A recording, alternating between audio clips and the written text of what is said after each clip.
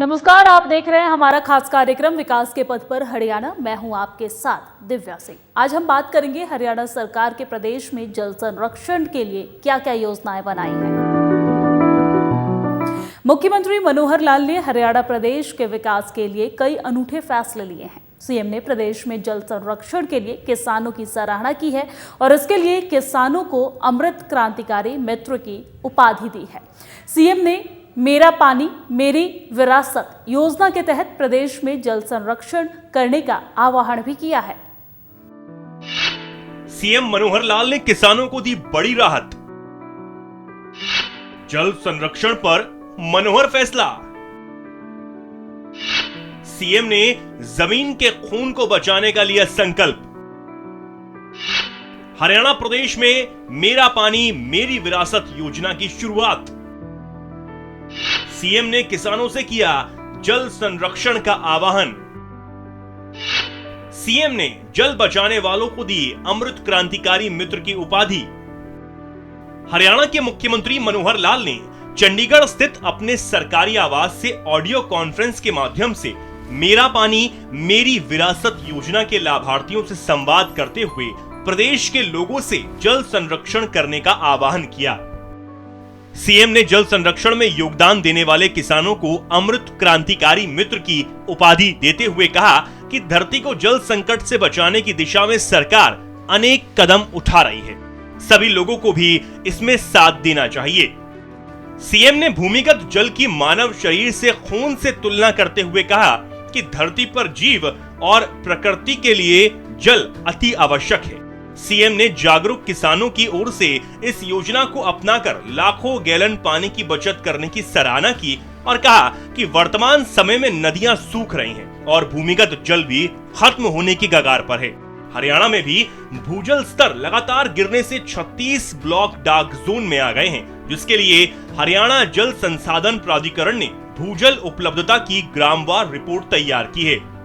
ये रिपोर्ट दर्शाती है कि प्रदेश में कुल 7,288 गांवों में से 3,041 गांवों में पानी की कमी हो गई है। इनमें से 1,948 गांवों में भूजल गंभीर स्तर तक नीचे चला गया है।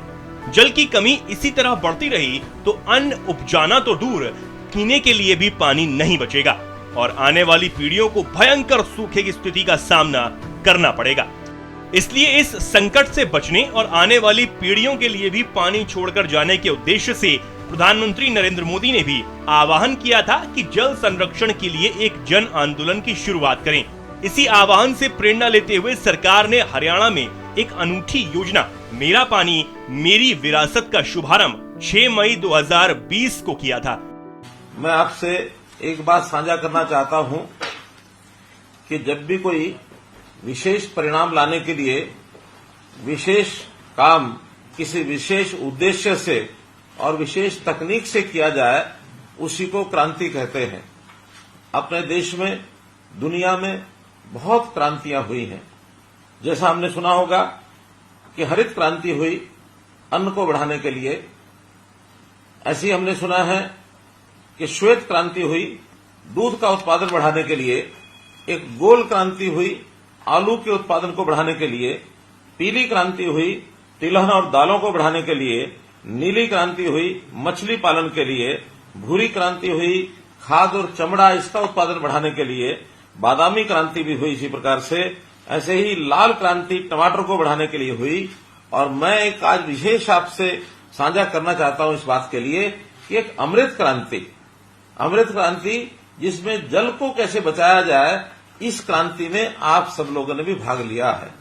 इसीलिए मैं आपको अपना क्रांतिकारी मित्र बता रहा हूं और आपको बताया गया होगा कि आपने अपने इस प्रदेश में पानी को किस प्रकार से व्यवस्थित ढंग से उपयोग करना है, पानी का कैसे कम उपयोग किया जाए, इस पर ध्यान दिया है। उस योजना के आप भागीदार बने हैं।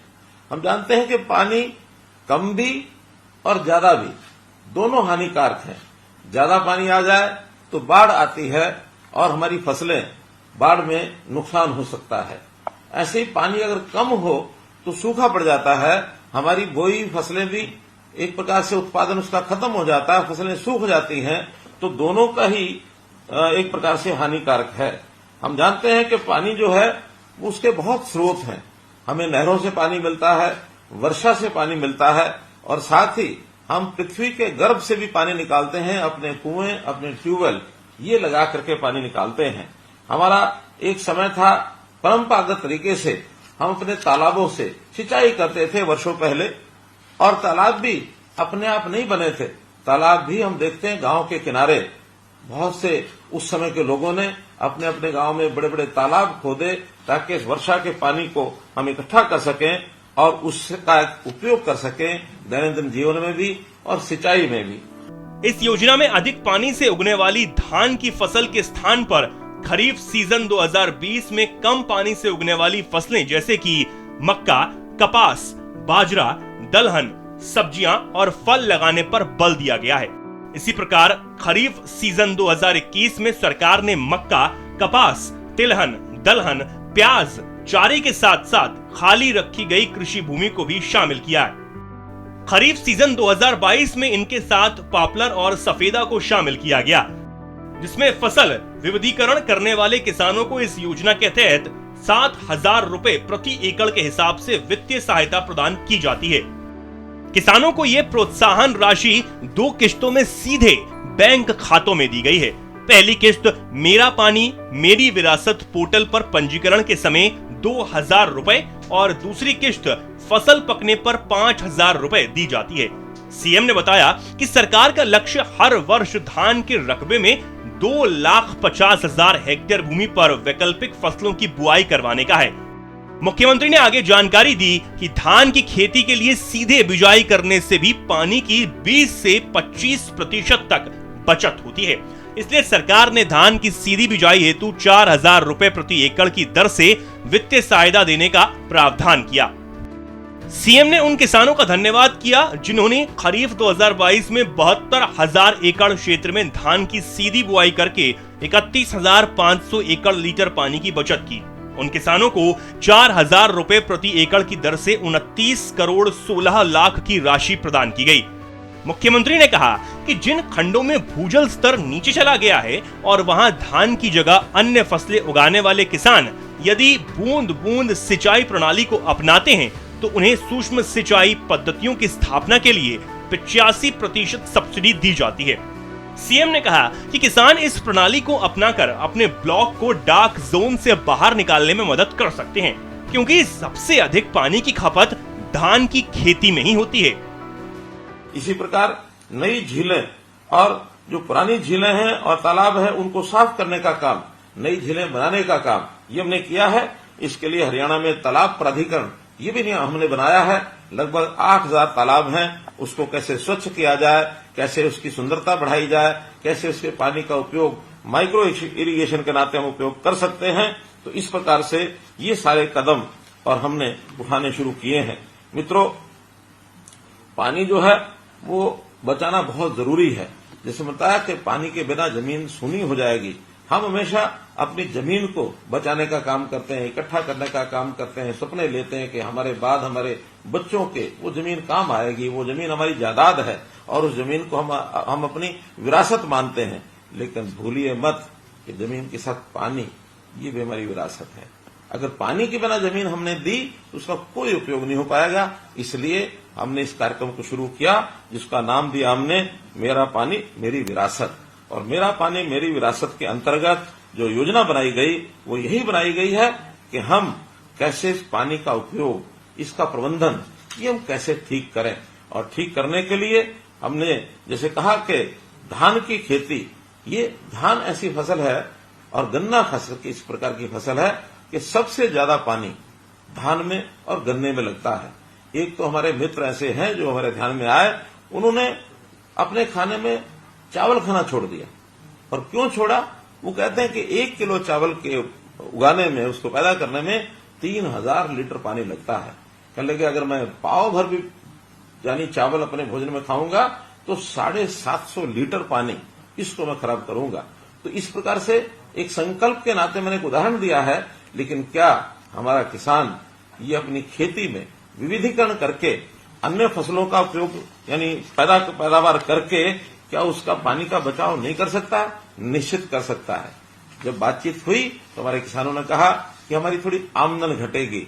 हमने कहा आमदन अगर घटेगी तो हम इस काम के लिए एक बहुत पवित्र कार्य है, हम स्टेट का जो बजट है वो भी इसमें लगा सकते हैं। आपको घाटा शायद पूरा तो ना भरपाई हो सके, लेकिन जो कारण है उसको यदि आप समझेंगे तो उसका कुछ थोड़ा मुआवजा हम भी देंगे। तो हमने 7,000 रुपया प्रति एकड़ ये मुआवजा शुरू किया आज से 2 साल पहले 2020 में। और मुझे बड़ी खुशी है कि आप सब लोग जो आज जुड़े हुए हैं, हजारों की संख्या में आज जो मेरे साथ किसान जुड़े हैं, जिनको मैंने हमारे क्रांति मित्र ये कहा है, जल क्रांति मित्र ये हैं, अमृत क्रांति मित्र हैं। आप सब लोगों ने उसमें सहयोग किया और मेरी जानकारी के हिसाब से 1,74,464 एकड़ पिछले 3 साल में, और इतनी जमीन पर चावल छोड़ करके और दूसरी फसलों के ऊपर आपने जो काम किया है, चाहे उसमें मक्का है, कपास है, बाजरा है, खरीफ की दालें हैं, खरीफ तिलहन है, सब्जियां हैं, चारा है, पॉपुलर सफेदा, ये भी हमने जोड़ दिया है। तो ऐसे लगातार हम तीनों वर्ष में जो रिजल्ट निकाल पाए, 1,74,000 और 464 एकड़ भूमि पर हमने अपनी बिजाई दूसरी फसलों को बो करके एक बहुत अच्छा काम किया है।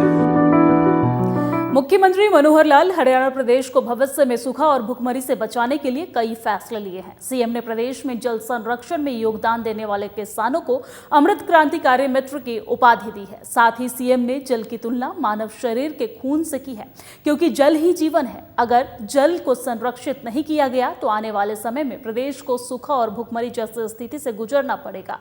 इसके लिए सीएम ने कमर कस ली है और मेरा पानी मेरी विरासत योजना के तहत जल को संरक्षित करने का संकल्प लिया है। सीएम ने प्रदेश के किसानों जो गैलन से पानी बचाकर जल को संरक्षित कर रहे हैं, उनकी भी सराहना की है।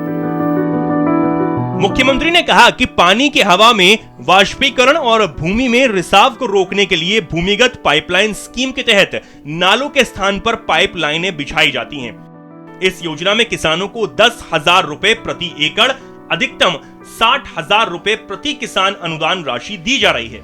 इस योजना के तहत अब तक 1957 किसानों को 8 करोड़ 34 लाख रुपए की राशि अनुदान के रूप में दी गई है। सरकार ने अगले 3 वर्षों में सूक्ष्म सिंचाई प्रणाली से गन्ने की खेती के तहत 2 लाख एकड़ क्षेत्र को कवर करने का लक्ष्य भी रखा है। सीएम ने आगे बताया कि सूक्ष्म सिंचाई से हर खेत में पानी योजना के तहत 600 करोड़ रुपए की लागत से महेंद्रगढ़, चरखी दादरी, भिवानी और फतेहाबाद जिलों में 9 एसटीपी से उपचारित जल का सिंचाई के लिए उपयोग किया जा रहा है। सूक्ष्म सिंचाई के माध्यम से उपचारित अपशिष्ट जल का उपयोग करने के लिए लगभग 500 करोड़ रुपए लागत की 22 परियोजनाओं का काम चल रहा है, जो जून 2024 तक पूरा कर लिया जाएगा। मुख्यमंत्री ने किसानों को जानकारी दी कि प्रदेश के 14 जिलों के 36 चिन्हित खंडों में पानी की कमी वाले क्षेत्रों में भूजल सुधार के लिए अटल भूजल योजना की शुरुआत की गई है। मेरा पानी मेरी विरासत योजना के तहत भी भूमिगत जल स्तर को ऊंचा उठाने पर भी काम किया जा रहा है। इसके लिए प्रदेश के 8 डाक जोन घोषित खंडों में 1000 रिचार्ज कुओं का निर्माण कार्य प्रगति पर है। इसी प्रकार प्रदेश में 86 रेन वाटर हार्वेस्टिंग ढांचे बनाए गए हैं। कृष्णावती नदी और मसानी बैराज में रिचार्जिंग के लिए पानी छोड़ा जा रहा है। मुख्यमंत्री ने किसानों को अधिक से अधिक जल बचाने का आह्वान करते हुए कहा कि जल ही जीवन है, ये बचेगा तो ही धरती पर जीवन बचेगा। भूमिगत जल को भी बचाया जा सकता है। इस अवसर पर मुख्यमंत्री के मुख्य प्रधान सचिव DS ढेसी, प्रधान सचिव V उमाशंकर, कृषि एवं किसान कल्याण विभाग की अतिरिक्त मुख्य सचिव सुमिता मिश्रा सहित कई गणमान्य लोग भी उपस्थित थे। जहाँ 100 फुट से ज्यादा नीचे पानी गया है, हमारे किसान बंधु जानते हैं जो ट्यूबवेल चलाते हैं कि हर साल एक पाइप या 2 साल के बाद एक पाइप उनको नीचे पानी का डालने पड़ता है। और पिछले 10 साल में तो लगातार हर वर्ष 1 मीटर पानी नीचे जा रहा है। ये बहुत एक खतरनाक ट्रेंड है, इसको हमको रोकना होगा। और यदि इसको हम रोक लेंगे तो अगली पीढ़ी निश्चित रूप से हमको एक प्रकार से इस बात का श्रेय देगी कि हमारे पूर्वजों ने पानी की चिंता की है। हम जरूर इसकी चिंता करें और चिंता करते हुए इस संकट में हम कहीं किसी प्रकार से फंस ना जाएं।